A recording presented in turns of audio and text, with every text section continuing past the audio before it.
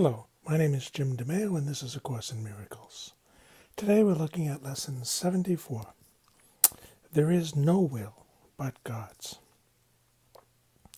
The idea for today can be regarded as the central thought toward which all our exercises are directed. God's is the only will. When you have recognized this, you have recognized that your will is His, the unity of creation. The belief that conflict is possible has gone. The belief in separation is gone. Peace has replaced the strange idea that you are torn by conflicting goals. As an expression of the will of God, you have no goal but His. There is great peace in today's idea, and the exercises for today are directed towards finding it. The idea itself is wholly true. Therefore, it cannot give rise to illusions. Without illusions, conflict is impossible. Let us try to recognize this today and experience the peace this recognition brings. Begin the longer practice periods by repeating these thoughts several times slowly, with firm determination to understand what they mean and to hold them in mind. There is no will but God's. I cannot be in conflict. And spend several minutes in adding some related thoughts such as, I am at peace, nothing can disturb me, my will is God's, my will and God's are one,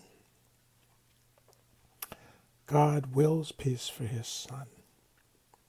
During the introductory phase, be sure to deal quickly with conflict thoughts that may cross your mind. Tell yourself immediately, there is no will but God's. These conflict thoughts are meaningless. If there's one conflict area that seems particularly difficult to resolve, single it out for special consideration. Think about it briefly, but very specifically. Identify the particular person or persons and the situation or situations involved, and tell yourself, there is no will but God's. I share it with Him.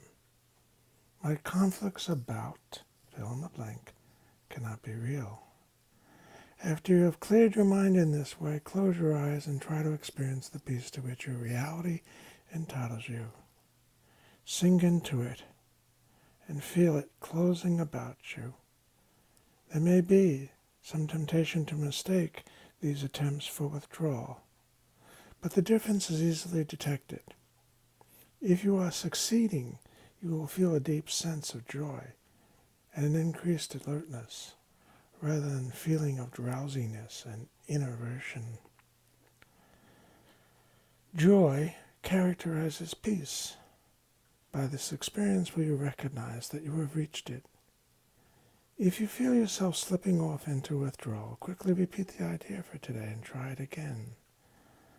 Do this as often as necessary.